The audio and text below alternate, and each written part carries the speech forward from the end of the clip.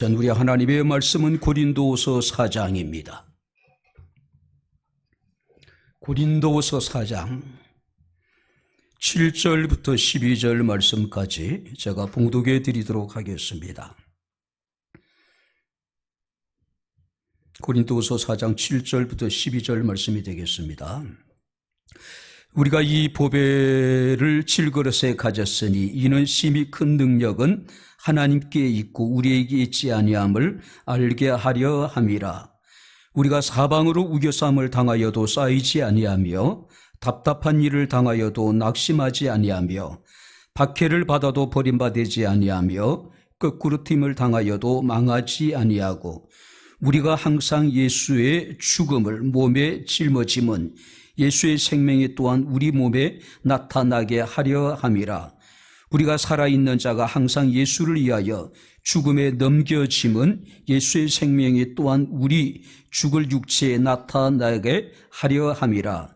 그런즉 사망은 우리 안에서 역사하고 생명은 너희 안에서 역사하느니라. 아멘. 할렐루야. 자, 우리 옆에 있는 분들과 하나님 우리와 함께 하십니다. 인사하겠습니다. 하나님 우리와 함께 하십니다. 할렐루야. 언제부터인지 우리 사회에 금수저, 은수저, 흙수저라고 하는 신조어가 나돌기 시작을 했습니다. 자, 어떤 사람은 태어날 때부터 금수저를 입에 물고 태어나서 좋은 과정에서, 좋은 환경에서 편안한 삶을 누리게 된다. 또 반면에 어떤 사람들은 흙수저를 물고 태어나서 가난한 가정에서 부모의 도움을 전혀 받지 못하고 어렵고 힘든 삶을 살아가게 된다라고 하는 그런 이야기겠죠. 예전에 초등학생들에게 이제 물었더니 장래 희망이 돼서 이제 만약에 다시 태어난다면은 그래 아이들이 꿈이 뭐냐면은 건물주의 아들로 태어나는 것이다.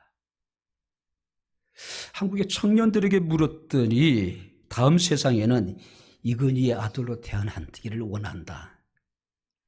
그러니까 현재 자신의 처해 있는 상황이 그만큼 암울하고 어쩌면 우리 청년들에게서 꿈이 없다는 것을 나타내는 그런 여러분들이 이야기가 아닐까 생각이 됩니다. 자, 이 세상은 노력해서 되는 것이 아니고 처음 태어날 때부터 잘 태어나야 된다는 것이죠. 부모로부터 물려받은 재산에 따라서 사람의 등급이 나누어진다라고 하는 서글픈 그런 이야기가 아닌가 생각이 됩니다. 그래서 사람들은 불평합니다. 이 세상이 공평하지 못하다는 것이죠. 그래서 이런 불공평한 세상은 없어져야 된다고 생각한다. 많은 사람이 그런 생각을 하고 있는 것이죠. 이건 교회 안에도 마찬가지입니다. 기독교 안에서도 마찬가지입니다. 자, 같은 신학교에 다니고 같은 신학 교육을 받았음에도 불구하고 그 신학생들 안에도 금수저가 존재합니다. 은수저가 존재합니다. 흙수저가 존재해요. 대형교회 목회자의 아들 같은 경우는 그야말로 금수저잖아요. 그죠? 흙수저들은 의지할 만한 곳이 없습니다. 기댈 만한 곳이 없어요. 철저하게 맨 땅에 헤딩하듯이. 그죠? 처음부터 시작을 해야 되지만은 그야말로 금수저를 물고 태어난 신학생들 같은 경우는 아버지가 평생 이루어놓은 어마어마한 대형 교회에 어떤 경쟁을 거치지 않고 바로 여러분들이 후계자로 정해지는 경우가 적지 않죠. 그죠? 최근에 우리 사회에 바로 모 교회의 목사님이 계십니다. 한국의 강해 설교가의 대가라고 알려진 분입니다. 저 역시도 신학교 다닐 때 참 그분에게 환호했습니다. 그분의 책을 읽으면서 야 정말로 내가 만약에 그 목회자로서 이제 내가 생활하게 된다면 이분처럼 내가 말씀을 전해야 되겠다라고 하는. 근데 최근에 우리 사회에 한국 교회에 참 많은 부정적인 영향을 미치고 있죠. 단지 아들을 위해서, 그죠? 아들 때문에 그죠? 평생을 쌓아왔던 그분의 명예가 이제 은퇴 이후에 상당히 많은 사람들에게 그 부정적인 이미지로 이렇게 이제 오르내리는 그런 모습들을 우리가 보게 됩니다. 자, 우리가 디모데후서 2장 21절 22절 말씀을 보게 되면 비슷한 경우 이야기가 등장을 합니다. 세상에는 금그릇이 있고 은그릇이 있어서 귀하게 쓰지는 그릇이 있는가 하면은 나무그릇이 또 있고 실그릇처럼 천하게 쓰여지는 그릇도 있다. 그릇들도 태어나면서부터, 다시 말해서 만들어지는 단계에서부터 은그릇, 금그릇, 나무그릇, 실그릇으로 이렇게 여러분들이 만들어졌다는 것이죠. 이것은 그릇이 자신의 의지와는 관계없이 토기장이가 그렇게 만들었을 뿐이죠. 그죠? 자, 그릇은 크기도 다르고 모양도 다르고 재질도 다 다릅니다. 자, 그래도 불구하고 사람들은 그릇의 크기와 그릇의 모양과 그릇의 재질에 많은 관심을 가지고 있는 것이 사실입니다. 왜 그럴까요? 금그릇과 은그릇이 되어야지 귀하게 쓰인다라고 하는 생각을 합니다. 나무그릇이나 흙그릇은 천하게 쓰여진다고 생각을 하기 때문에 그렇습니다. 자, 그런데 우리가 디모데후서 2장 21절 말씀을 보게 되면 그러므로 누구든지 이런 것에서 자기를 깨끗하게 하면 기 쓰는 그릇이 되어 거룩하고 주일의 쓰심에 합당하며 모든 선한 일에 준비함이 되리라. 근데 하나님에게 있어서는요, 금수저도 필요 없답니다. 은수저가 중요한 게 아니래요. 흙수저라고 해서 결코 낙심할 이유가 전혀 없다는 것이죠. 자, 사람들은 그릇의 크기라든지 그릇의 모양이라든지 그릇의 재질에 관심을 가지지만은 하나님은 그 그릇이 당신이 쓰시기에 합당하냐 합당하지 않느냐, 다시 말해서 깨끗하냐 깨끗하지 않느냐를 가지고 판단하신다는 것이죠. 아무리 우리가 금그릇이 되고 은그릇이 되었다 하더라도 그 그릇이 깨끗하지 못하다면은, 하나님이 쓰시기에 합당하지 않다라면은 아무런 의미가 없다는 것이죠. 하지만 나무로 만든 그릇이든지 아니면은 흙으로 빚은 질그릇이라 하더라도 그가 깨끗하다면은 하나님이 그를 통해 사용하시겠다는 것이죠. 가장 중요한 것은 그릇의 모양, 그릇의 크기, 그릇의 재질이 아니라 깨끗한가 깨끗하지 않는가. 또 더 중요한 것은 그 안에 무엇이 담겨져 있느냐, 이것이 가장 중요하다는 것이죠. 아무리 여러분들이 우리가 금그릇 은그릇이라 하더라도 그곳에 독약이 있다면 바로 그것은 독배가 될 수밖에 없겠지요. 하지만 천한 나무 질그릇으로 만들어진 그릇이라 하더라도 보약이 담겨져 있다면 보약 그릇이 되겠죠. 만약에 그 그릇에 금이 있고 은이 있고 지주가 있다면 그 그릇은 보석함이 될 수가 있겠죠. 자, 그렇기 때문에 우리가 무엇을 담고 있느냐, 또 그것을 담을 만한 우리가 깨끗함을 유지하고 있느냐, 그죠? 특별히 우리가 이제 본문 7절 말씀을 보시기 바랍니다. 우리가 이 보배를 실그릇에 가졌으니 이는 심히 큰 능력은 하나님께 있고 우리에게 있지 아니함을 알게 하려 합니다. 무슨 얘기일까요? 그릇의 가치는 크고 작음에 있는 것이 아니라는 것이죠. 모양에 있는 것이 아니라는 것이죠. 무엇으로 만드느냐가 중요한 것이 아니라는 것이죠.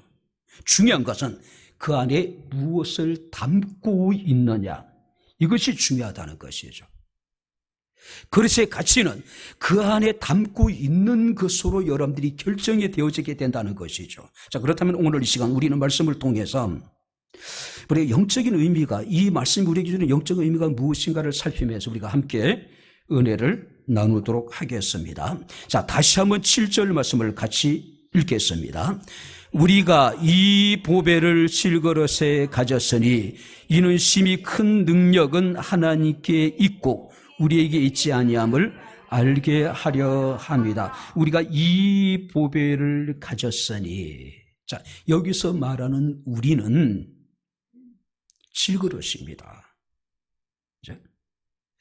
자, 이 질그릇의 여러분 헬라어의 의미는 뭐냐면은 깨어지기 쉬운 육체적인 연약함. 사람이 굉장히 강한 것 같지만은 사람은 의외로 가만히 보면 너무나도 유약한 것이 우리 여러분들이 사람이 아닐까요? 그런 연약한 인간의 존재를 바울은 질그릇에 지금 비유하고 있는 겁니다.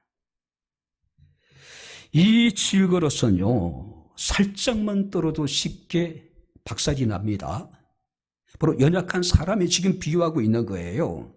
자, 그런데 중요한 것은 사도 바울은 자기 자신을 질그릇에 비유하면서 하나님이 친히 만드신 질그릇에 비유하고 있는 거예요. 그릇은 저절로 만들어지지 않습니다. 그릇은 누군가가 만들어야 되고 누군가가 빚어야 됩니다. 근데 중요한 것은 우리가 비록 연약하기 짝이 없는 질그릇에 지나지 않지만은 중요한 것은 하나님이 우리를 만드셨다는 사실입니다. 할렐루야. 이게 중요한 거예요. 자, 바로 이 질그릇이라 하더라도 토기장이의 머릿속에 있는 형상의 설계도에 따라서 토기장이는 질그릇을 만듭니다. 우리가 이사야 64장 8절 말씀을 보게 되면 그러나 여호와여 이제 주는 우리의 아버지시니이다. 우리는 진흙이요 주는 토기장이 있으니 우리는 다 주의 손으로 지으신 것입니다. 자, 아버지 하나님은 토기장이시고 우리는 진흙이다. 우리는 다 주의 손으로 지으신 것이다. 자, 토기장이는 그릇을 만드는 장인이고 진흙은 토기를 만드는 재료입니다. 그리고 질그릇은 우리들을 의미하고 있는 거예요. 근데 중요한 것은 토기장이가 그릇을 만들 때에 분명히 목적을 가지고 만든다는 겁니다.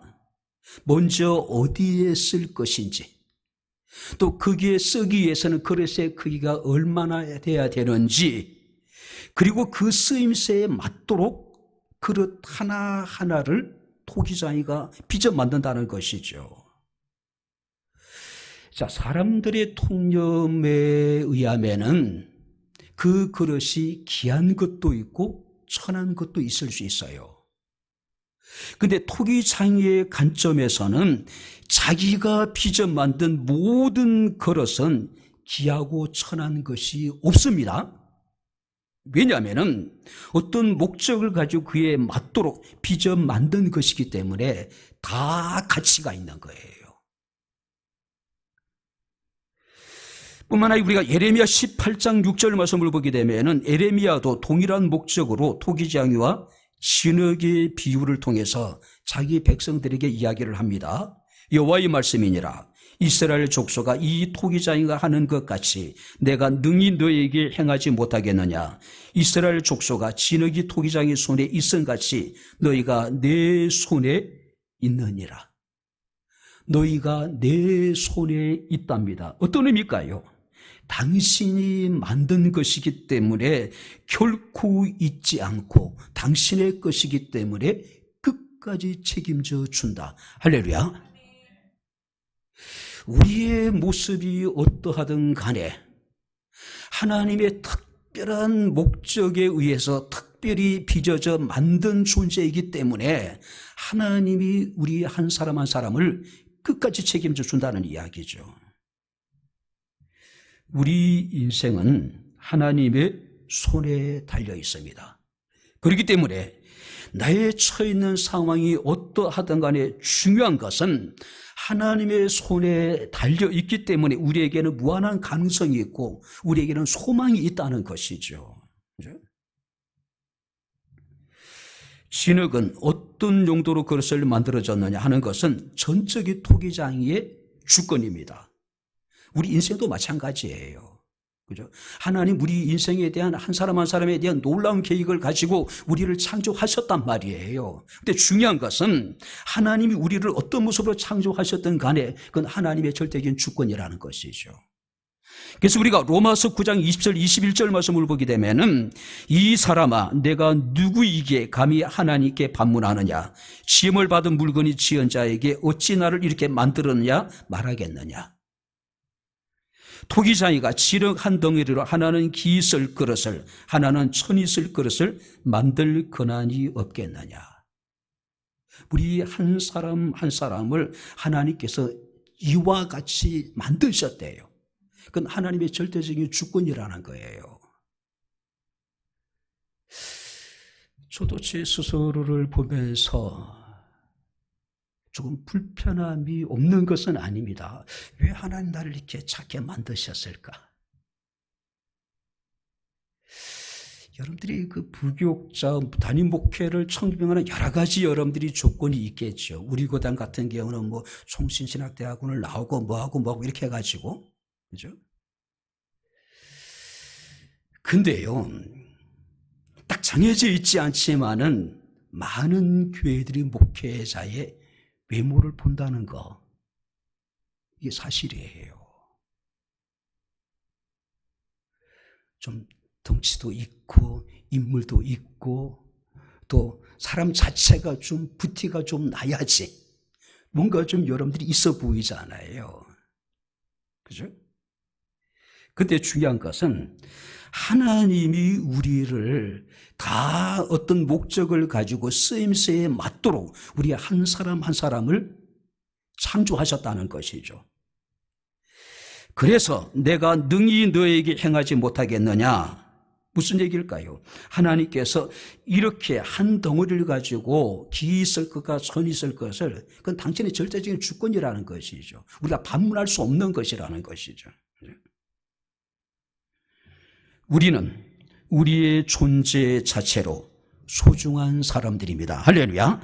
왜냐하면 하나님의 특별한 목적대로 특별히 창조되어진 하나님의 소유이기 때문에.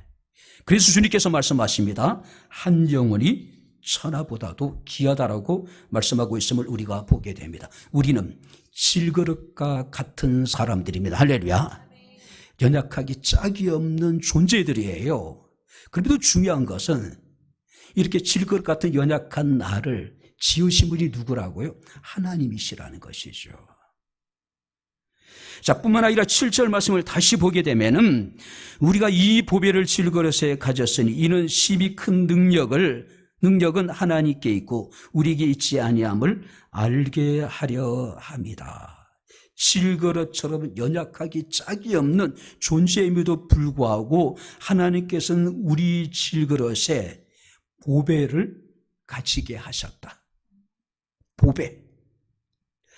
그릇의 가치는요, 크기가 있지 않다고 말씀드렸죠. 모양이 있지 않습니다. 재질이 있지 않습니다. 무엇을 담고 있느냐가 그 그릇의 가치를 결정짓습니다. 자, 이 질그릇 같은 우리들에게 하나님께서는 이 보배를 갖게 하셨다. 자, 여기서 이 보배가 누구일까? 학계 2장 7절 말씀을 보니까 모든 나라의 보배래요. 자, 우리 속에 담겨 있는 질그릇 같은 우리 속에 있는 그 보배는 학계에 의하면은 모든 나라의 보배, 모든 나라, 모든 인종, 모든 시대를 초월해서 모든 사람들에게 보배가 되시는 분이래요. 그분이 누굽니까? 우리가 믿는 우리 주님이십니다. 할렐루야. 주님 자체가 하나님이시기 때문에 그분은 보배롭고 존귀하신 분입니다. 그분이 우리에게 영원한 생명을 주셨기 때문에 그분은 나와 관계가 없는 분이 아니라 나와 관계가 있으신 분이기 때문에 그분 스스로 내가 곧 길이요 진리요 생명이라고 말씀하셨습니다. 우리의 길이 되시고 우리가 찾는 진리가 되시고 우리에게 영원한 생명 자체가 되신 분이기 때문에 우리에게 있어서 그분은 모든 나라, 모든 인종, 모든 시대, 모든 사람들에게 있어서 유일한 보배는 오직 예수 그리스도라는 것이죠. 예수께서는 우리의 죄를 제속하시기 위해서 이 세상에 오셨고 우리를 위해 십자가 고난당하시고 부활하셨습니다. 그래서 로마서 5장에는 이르기를 우리가 연약하고 죄인되고 원수되었을 때에 하나님의 독생자이신 예수 그리스도가 십자가 죽게 하심으로 하나님의 사랑을 확증시켜 주셨고 그가 부활하심 우리에게 영원한 생명을 주셨다. 그래서 우리가 잠언서 4장 6절 9절 말씀을 보게 되면은 지혜를 버리지 말라. 자, 여기서 지혜는 지혜의 근본이 되신 예수 그리스도를 상징합니다. 그가 너희를 보호하리라. 그를 사랑하라. 그가 너를 지키리라. 지혜가 제일이니 지혜를 얻으라. 내가 얻은 모든 것을 가지고 명철을 얻을지니라. 그를 높이라. 그리하면 그가 너를 높이 들리라. 만일 그를 품으면 그가 너를 영화롭게 하리라. 그가 아름다운 관을 내 머리에 두겠고 영화로운 면류관을 내게 주리라. 그를 모셔드리고 그를 높이고 그를 사랑하고 그를 품으면은 아름다운 관, 영화로운 면류관을 우리에게 주시겠답니다. 왜냐하면은 그분이 보배가 되시기 때문에. 그죠? 청춘아 가슴 뛰는 일을 찾으라고 하는 책을 지으신 분이 김혜영이라고 하는 선교사입니다. 이분은 키가 134, 척추장애를 가지고 계신 분입니다. 아주 오래 전에 기독교 방송에 새롭게 하소서에서 간증을 했는데 정말로 크게 감동을 받았던 그런 기억이 있습니다. 자, 정신질환을 앓는 어머니, 술에 취해서 자신을 벽으로 내던지고 스스로 자살해버린 아버지, 그런 불행의 틈바구니 속에서 척추장애를 안게 됩니다. 왜냐하면 아버지가 집어던지면서 척추를 다쳐버린 거예요. 키는 자라지 않고 그는 초등학교를 졸업하고 이제 식무 생활을 하기 시작합니다. 그때 한 달 월급이 3만 원이었다 그래요. 근데 그가 15살 때에 예수님을 만나게 됩니다. 그 간증을 제가 이제 어제 유튜브로 잠깐 봤는데 그런 얘기 하더라고요. 자신이 10대 때 예수를 만난 것이 가장 큰 축복이었다. 예수를 만나고 난 후에 그는 자기 자신을 정당하게 대우하기 시작했다. 척추장애를 심하게 알아요. 키가 135에 지나지 않습니다. 초등학교 졸업하고 남의 집 식무 생활로 사회생활을 시작을 해요. 근데 15살 어린애가 예수를 만났어요. 예수를 만나고 난 다음에 그는 스스로 자기 자신에 대해서 정당하게 대우하기 시작했다. 원망하지 않았다는 것이죠. 불평하지 않았다는 것이죠. 자신의 처해 있는 신세를 한탄하지 않았다는 것이죠. 뿐만 아니라 몸은 장애를 가졌지만은 마음은 아픈 일을 하지 않기로 다짐했다. 자, 135의 척추장애를 가진 그 어린아이가 할 수 있는 게 뭐가 있을까요? 그는 금정고시로 중학교, 고등학교를 졸업을 합니다. 그리고 미국의 캘리포니아 대학 석사 학위를 받아요. 국제사회복지사 자격증을 따게 됩니다. 아주 오래전에 아침마당이라는 프로에 나왔을 때에 이금이라고 아나운서가 이제 그 방송을 마치면서 이런 멘트를 합니다. 때로는 존재 자체만으로 기적을 믿게 하고 존재 자체만으로 희망을 품게 하는 사람이 있습니다. 바로 그가 김혜영 선생님이 그런 사람입니다. 수많은 방청객들이 그에게 아낌없이 박수를 보냈습니다. 자, 김혜영 씨가 많은 사람들에게 박수를 받은 이유는 다른 것이 아니죠. 키가 크기 때문이 아닙니다. 인물이 출중하기 때문이 아닙니다. 그 마음속에 담겨져 있는 보배이신 예수 그리스도가 그에게 있었기 때문입니다. 삶에 대한 비전, 열정, 그리고 최선을 다하는 그녀의 모습에 많은 사람들은 감동을 받았기 때문에 그에게 박수를 쳐준 것이 아니었을까요? 어제 저녁에 잠시 유튜브를 보면서 참 고단하고 힘든, 정말로 치열하게 자신의 삶을 살아온 것이 느껴지더라고요. 그죠? 그래서 그런 얘기를 하더라고요. 어렵고 힘들 때마다 스스로에 대해서 살아있으면 됐어. 살아있으면 됐어. 왜냐하면 살아있기 때문에 내일이 희망이 있기 때문에. 할렐루야. 여러분들이 지금 처해 있는 상황이 어떠하든 간에 여러분들은 살아있으니까 된 겁니다. 할렐루야. 여러분들이 살아있는 개가 죽은 사자보다 희망이 있어요. 아무리 여러분들이 사자가 여러분들이 맹수 중에 맹수라 하더라도 죽은 사자에게 무슨 소망이 있겠어요? 하찮은 개도 살아있다면 아직까지 개에게 희망이 있는 거예요. 그릇의 가치는 무엇을 담고 있느냐에 따라서 결정이 됩니다. 바울은 주님을 만나기 전에는 박해자요, 비방자요, 폭행자였지만은 그 속에 예수 그리스도를 만나게 되었을 때, 예수 그리스도를 그 마음에 보배로 담게 되었을 때에 그는 사도 중에 사도가 되어졌습니다. 이사야 43장 4절 말씀을 보게 되면은 내가 내 눈에 보배롭고 존귀하며 내가 너를 사랑했다. 내가 내 대신 사람을 내어주며 백성들이 내 생명을 대신할 것이다.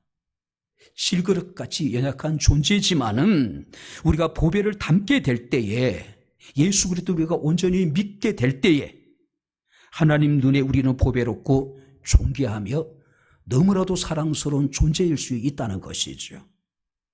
자, 그렇다면 마지막으로 여러분들, 우리가 이런 보배를 가진 질그릇에게 주어지는 놀라운 하나님의 은혜가 있습니다.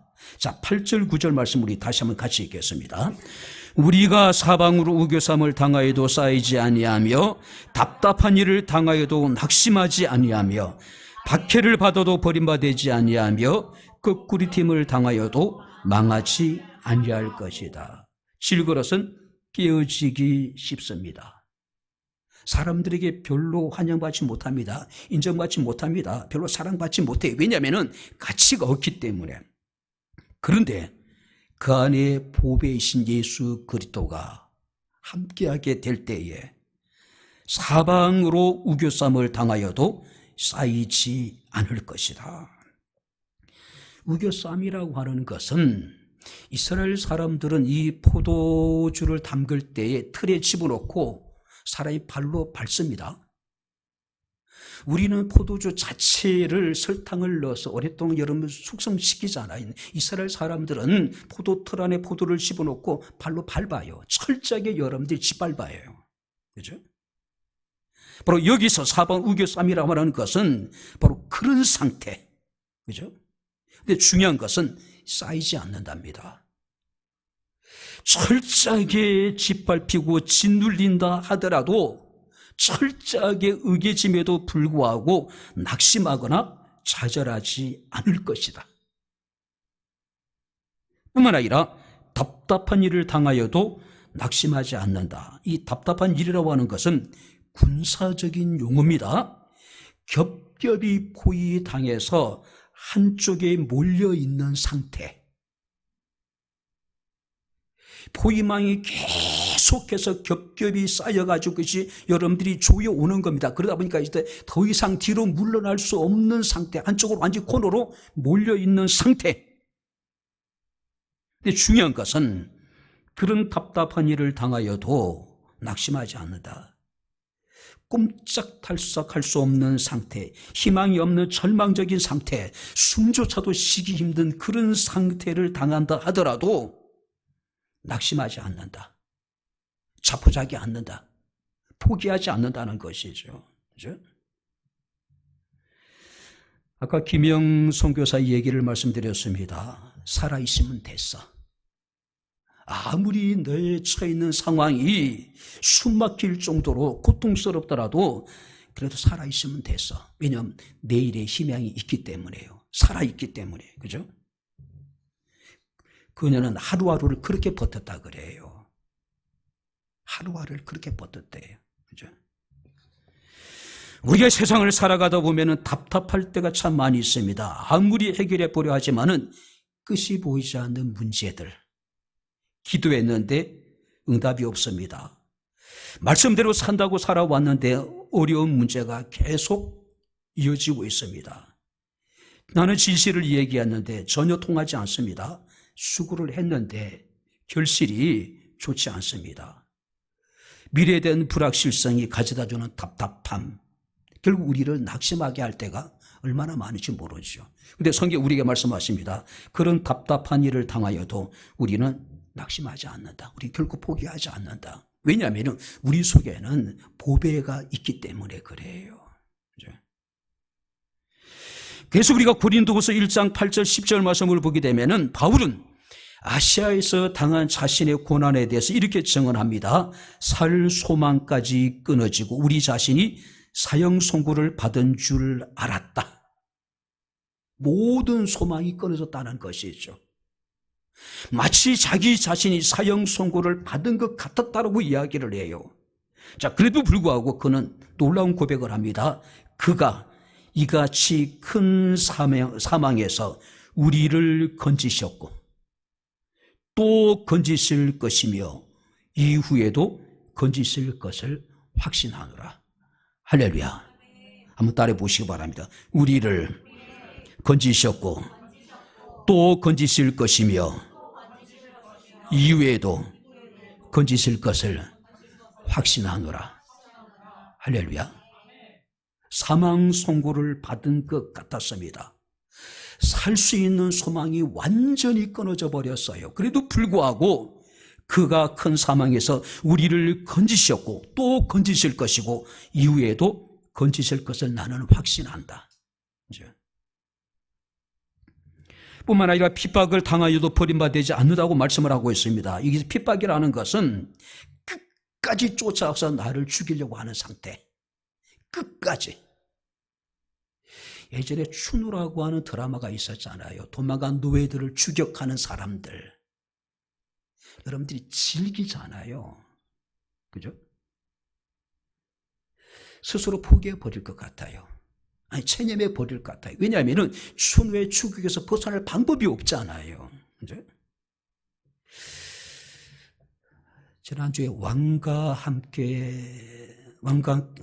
사는 사람인가? 그 영화를 봤습니다.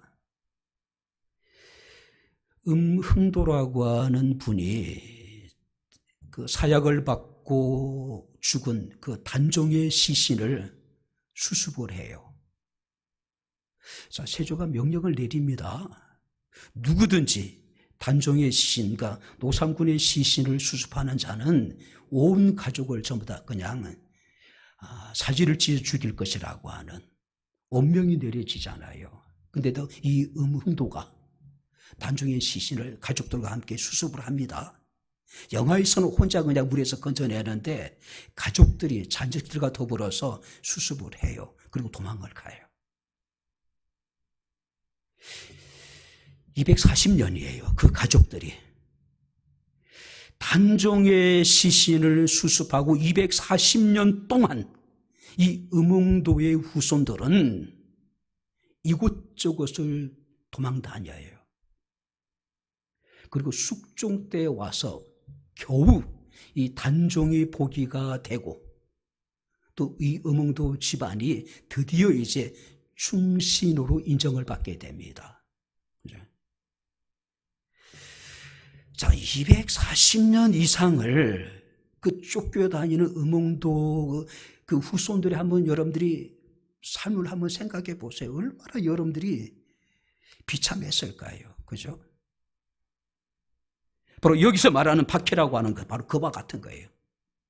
집요하게 사냥개가 사냥꾼을 포기지 않고 막 추격하듯이 이 박해라고 하는 것은 그런 상태예요. 박해를 받아도 버림받지 않는다. 뒤에 버려둠을 당하지 않을 것이다. 결코 하나님 우리를 버리지 않겠다는 것이죠. 요한복음 13장 1절에 예수께서 말씀하시기를 세상에 있는 자기 사람들을 사랑하시되 끝까지 사랑하시느니라. 할렐루야. 저는 설교 준비하면서 자기 사람들이라고 하는 이 말씀에 엄청난 감동을 받았어요. 나 같은 사람을 주께서 자기 사람들이라고 인정해 주셨다는 거예요. 그죠? 노회에서 큰 교회 목사님이 은퇴를 하셨습니다. 후임자를 데리고 노회에 참석을 하셨어요. 그래서 이제 저랑 같이 주변에 앉아있던 목사님이 일어서 가지고 이제 인사를 하고 새로 오신 분이라고 하는데, 이 목사님이 자신의 후임자를 데리고 빨리 와. 어른들한테 인사해야지. 아니 지금 저도 어른이걸랑요.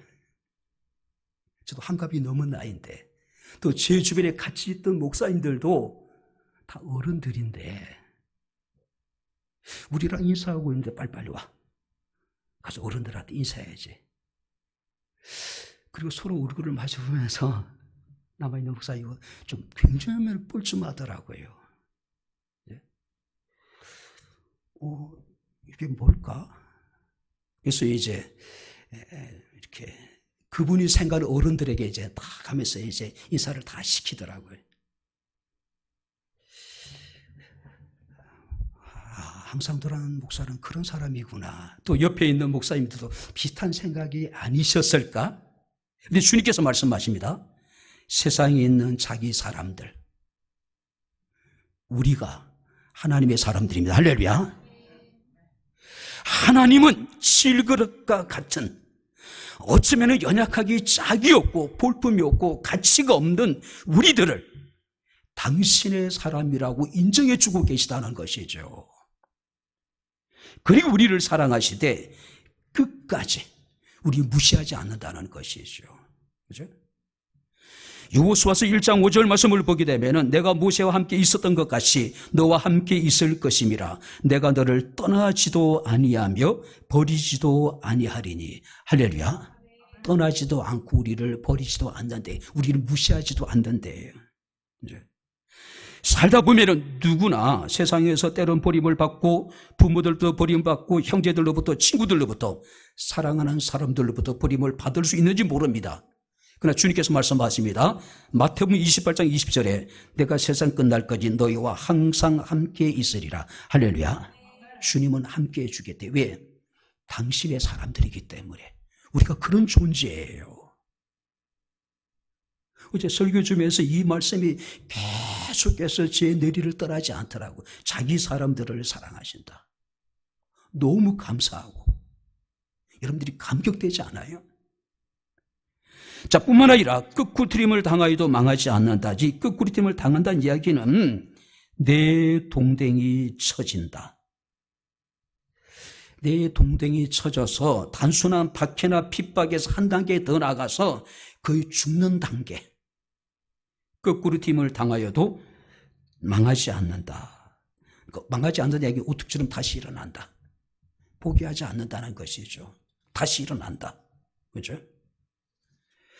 자, 로마서 8장 35절 말씀이니까 사도 바울은 누가 우리를 그리스도의 사랑에서 끊으리요? 환난이나 공고나 핍박이나 기근이나 적신이나 위험이나 가리라. 기록된 바 우리가 종일 주를 위하여 죽임을 당하게 되며 도살을 양같이 여김을 받았나이다 함과 같습니다. 그러나 이 모든 일에 우리를 사랑하신 이로 말미암아 우리가 넉넉히 이기느니라. 할렐루야.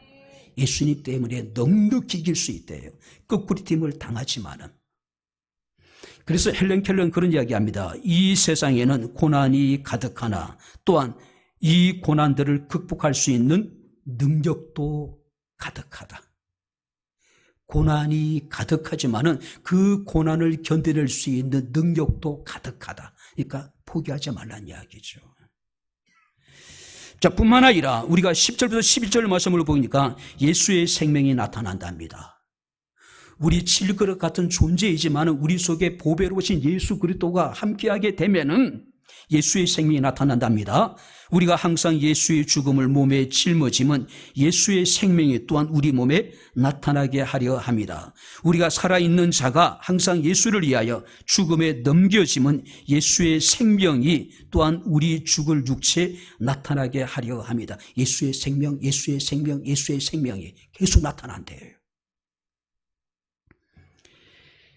옛날에 극형에 처해지는 사형을 집행하는 방법 가운데 하나가 뭐냐면은 이미 죽은 사람과 함께 묶어두는 거예요. 이미 사형을 당해서 죽은 사람과 함께 묶어둡니다. 그러면 여러분, 이미 죽은 사람이 시신이 부패해 가면서 옆에 함께 묶인 사람도 시신이 부패해서 같이 죽어가는 거예요. 열왕기하 13장 20절 21절 말씀을 보게 되면은 엘리사 선지자가 죽었습니다. 그리고 장사가 지내져요. 그때 모압 사람 도적대가 이 이스라엘을 쳐들어와요. 그때 이 이스라엘 사람들이 죽은 사람을 장사 지내고 있었는데 도적대가 쳐들어오니까 그 죽은 사람을 엘리사 선지의 무덤에다가 집어 던져요.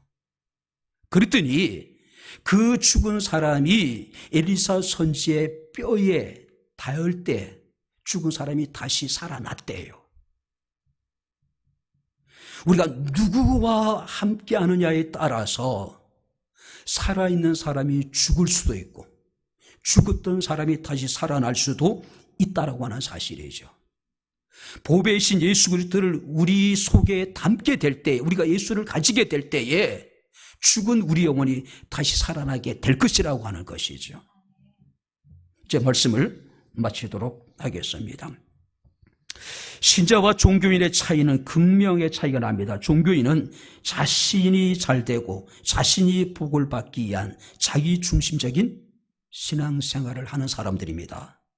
그러니까 신자는 하나님을 기쁘시게 하는 것을 삶의 목적으로 삼고 하나님 중심의 삶을 사는 사람들입니다.